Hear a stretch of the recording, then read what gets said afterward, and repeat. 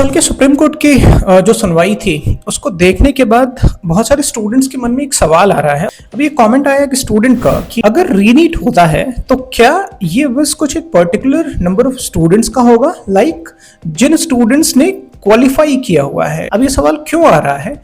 इस सवाल को पैडल किया जा रहा है कोचिंग इंस्टीट्यूट्स के द्वारा, क्योंकि धंधा रुकना नहीं चाहिए। तो अब हो क्या रहा है, बहुत सारे कोचिंग इंस्टीट्यूट्स स्टूडेंट्स, ऐसे स्टूडेंट्स जो क्वालिफाई तक नहीं कर पाए थे, ऐसे स्टूडेंट्स को अब ये बताया जा रहा है कि, क्योंकि ये सवाल तभी आ सकता है कि आप किस चक्कर में पड़े हो। आप तो क्वालिफाई तक नहीं कर पाए थे, जो मिनिमम नंबर्स चाहिए होते हैं वो तक नहीं आपका था, तो आप किस चक्कर में पड़े हो। आप तो अब प्रिपेयर करो, हमारे बैचेस में एडमिशन लो और दोबारा से नीट के लिए प्रिपेयर करना स्टार्ट करो।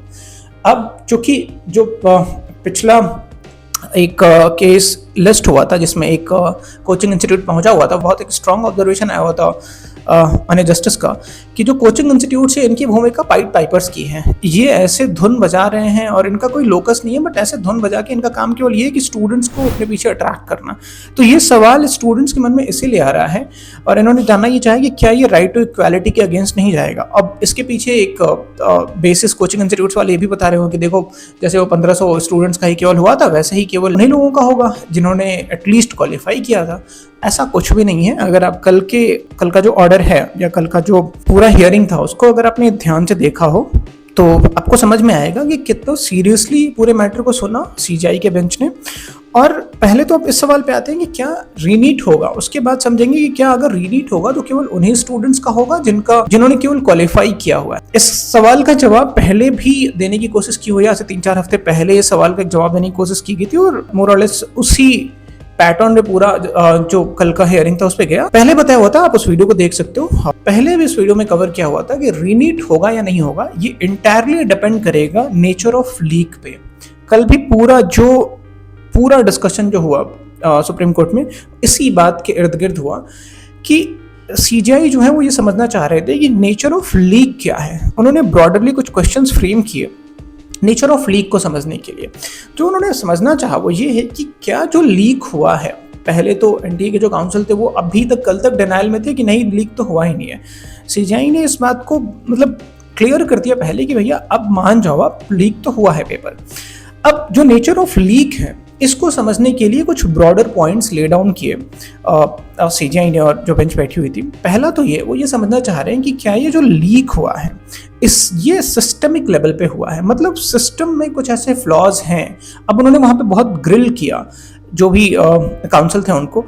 उन्होंने यहाँ तक समझा कि जो अब्रॉड में पेपर्स होते हैं उसको लेके किस तरीके से प्रिंटिंग से लेके और जो डिलीवर किया जाता है एनटीए को वापस प्रिंट होने के बाद उसमें किस किस तरीके की गैप्स पॉसिबल हो सकते हैं या कि पूरा प्रोसेस क्या होता है, ये समझने की कोशिश की। हालांकि उनके पास मतलब ऐसा लग रहा था कि अनप्रिपेयर्ड हैं जो काउंसिल हैं वो।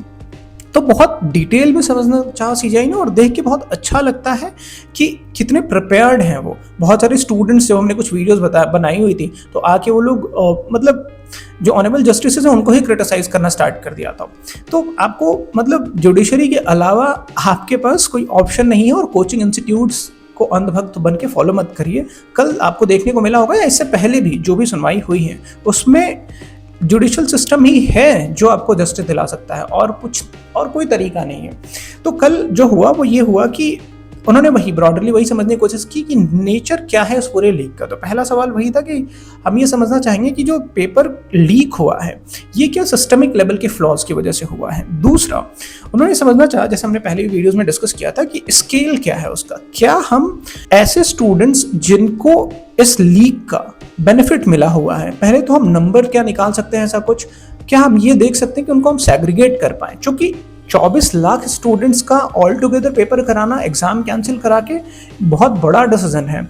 और ये बात मैं बार बार डे 1 से मैं हमारा स्टैंड रहा और एक नेशनल न्यूज चैनल पे था, उस दिन भी हमने कहा था, जबकि पूरा स्टूडियो उस बात के अगेंस्ट में था, कि उन स्टूडेंट्स का क्या जिन्होंने मेहनत से पढ़ाई की हो और उनके नंबर्स आए हुए हैं। तो आपको एक बहुत बैलेंस्ड अप्रोच लेके चलना होगा। ये कोई कोचिंग इंस्टीट्यूट नहीं है कि कल से एक बैच लॉन्च करना है और आपने लॉन्च कर दिया। यहाँ आपको 24 लाख स्टूडेंट्स का भविष्य देखना है। और ये केवल पैसे की बात नहीं कि हाँ दोबारा से उनका एनरोलमेंट करा लो, यहाँ आपको एक बहुत सेंसिबल तरीके से और बहुत बैलेंस्ड अप्रोच लेके चलना पड़ेगा। तो कल जो समझने की कोशिश की सीजीआई के बेंच ने, वो यही ऑनरेबल सीजीआई की जो बेंच ने वो यही समझने की कोशिश की कि उसका स्केल क्या है। अगर हम सेग्रीगेट कर पाते हैं ऐसे स्टूडेंट्स को जिनको इस लीग का बेनिफिट मिला, तो फिर हम पूरे एग्जाम को कैंसिल करने के पक्ष में नहीं हैं। अब अगर हम नहीं उनको सेग्रीगेट कर पाते हैं और सिस्टमिक फेलियर दिखता है, तो फिर रीनीट कराना ही होगा। 3 क्वेश्चंस जो ब्रॉडली फ्रेम किए वो ये है कि whether the alleged breach took place at a systemic level, whether the breach is of nature which affects the integrity of the entire examination process। क्या पूरे एग्जामिनेशन प्रोसेस के इंटीग्रिटी पे सवाल उठाता है ये, या इक्का दुक्का कुछ इंसिडेंसेस हैं, चिटपुट इंसिडेंसेस हैं। Whether it is possible to segregate the beneficiaries of the fraud from the untainted students। तो यही क्वेश्चंस हैं जिनका जवाब चाहिए होगा। अब जो अगली हियरिंग है उसमें जैसा हमने पहले भी डिमांड किया था कि सीबीआई रिपोर्ट करे सुप्रीम कोर्ट को, उसी दिशा में बढ़ता हुआ दिख रहा है। जो इन्वेस्टिगेटिंग ऑफिसर हैं सीबीआई के, उनसे भी जवाब मांगा गया है, स्टेटस रिपोर्ट मांगा गया है कि आपके जांच में अभी तक क्या निकल के सामने आ रहा है। और एनटीए से भी मांगा गया है जवाब। और एनटीए से जो स्पेसिफिक सवाल पूछे गए हैं वो ये है कि when and how NTA first became aware of the paper leak including any internal notifications और एक्सटर्नल रिपोर्ट्स। दूसरा, द सिटीज और towns and the centre at which a leak has been noticed or in which candidates have complained of a leak. The manner in which the question paper leaked were disseminated to candidates or other person who would in turn distribute them to other candidates। मतलब कल जो councils थे उन्होंने ये भी बताया हुआ था कि टेलीग्राम को यूज किया गया था। तो अगर यहाँ पे पेपर को स्प्रेड करने के लिए इलेक्ट्रॉनिक मीडियम का यूज हुआ है, तो संभवतः इस लीक का जो दायरा है वो बहुत बड़ा हो सकता है। ये कंसर्न सीजीआई जो है, ऑनरेबल सीजीआई जो है, उनका भी था। तो इलेक्ट्रॉनिक डिवाइसेस वाली बात हो गई कि किस तरीके से, और physical seal placed on the record, ये रिकॉर्ड पे बताने की जरूरत है। The duration of the time, ये बहुत इंपॉर्टेंट, ये भी एक सवाल था उनका कि पेपर लीक कब हुआ। जैसे उन्होंने पूछा कि the duration of the time between the occurrence of the leak और the suspected occurrence of the leak and the actual conduct of the examination which took place between, मतलब 2 बजे से लेके 5:30 तक पेपर था, 5 तारीख को। तो ये पेपर कितनी देर पहले लीक हुआ, अगर लीक हुआ तो क्या 1 घंटे पहले लीक हुआ, 1 रात पहले लीक हुआ, या पहले ही लीक हो चुका था, इसका जवाब मांगा है। The chain of the custody of the question paper from the time of its preparation to the time of its dissemination to the candidates on the day of the examination. यहाँ तक कल मैं पूरी सुनवाई को देख रहा था, यहाँ तक उन्होंने समझने की कोशिश की कि जो 2 सेट्स बनते हैं उसमें क्या एक ही जो क्वेश्चन सेट करने वाले लोग होते हैं वही फ्रेम करते हैं, या मतलब पूरा चेन ऑफ कस्टडी जो होती है क्वेश्चन पेपर की, right from the framing of the question paper till जो एग्जाम सेंटर्स तक क्वेश्चन पेपर्स पहुंचते हैं, उसका चेन ऑफ कस्टडी पूछा है कि क्या होता है उसका पूरा प्रोसेस। क्योंकि कल काउंसिल्स जो थे उनके पास जवाब नहीं था उस तरीके से। Whether the entirety of the question paper was leaked or whether certain sections of the questions were leaked, ये एक सवाल पूछा है। तो कुल मिला के, और सीबीआई से भी जवाब मांगा हुआ है, तो कुल मिला के और उसके बाद रिफॉर्म क्या हो सकते हैं, इसको लेके भी सेंट्रल गवर्नमेंट से और एनटीए से भी जवाब मांगा हुआ है कि क्या हम डेटा एनालिटिक्स को किस तरीके से यूज कर सकते हैं, फ्यूचर में इस तरीके की चीजें ना हो उस पर लेके हम किस तरीके से कर सकते हैं। तो देखो, जो लोग भी इस तरीके के रूमर्स फैला रहे हैं कि अगर रीनीट होगा तो केवल उन लोगों का ही होगा जो एटलीस्ट क्वालिफाई कर गए थे, ऐसा बिल्कुल नहीं है। अगर रीनीट होगा, और ये देखने को मिलता है कि सिस्टमिक लेवल पे फेलियर्स थे और जो इम्पैक्ट है, स्केल है, वो बहुत बड़ा है, तो रीनीट सबका होगा। इससे फर्क नहीं पड़ता है कि आप क्वालिफाई कर पाए थे या नहीं कर पाए थे, रीनीट सबका ही होगा। तो इन कोचिंग इंस्टीट्यूट्स के चक्कर में पढ़ने की जरूरत नहीं है। ऑलरेडी स्टूडेंट्स पैनिक में है, बट इन्हें कुछ फर्क नहीं पड़ता है। इन्हें बस एनरोलमेंट से मतलब है, इन्हें अपने रेवेन्यू से मतलब है। क्योंकि ऑलरेडी देख रहे हो आप, कोटा में जो नंबर ऑफ स्टूडेंट्स हैं वो ड्रॉप हो रहे हैं, तो इनको केवल अपने रेवेन्यू से मतलब है। इन्हें टॉपर्स, इनफैक्ट सबको पता है कि भाई 1,10,000 के करीब में सीट्स हैं और 24 लाख स्टूडेंट्स अपेयर हो रहे हैं, तो पैसा तो उन लोगों से ही आ रहा है ना, 23 लाख लोगों से आ रहा है ना। तो असली टारगेट ऑडियंस तो वही है ना जिनका नहीं हो पा रहा है। ये जो 23 लाख हैं, तभी कोई अपना total number of enrolled students versus total number of qualified students नहीं दिखाता है, चाहे कोई भी कोचिंग इंस्टीट्यूट्स हों।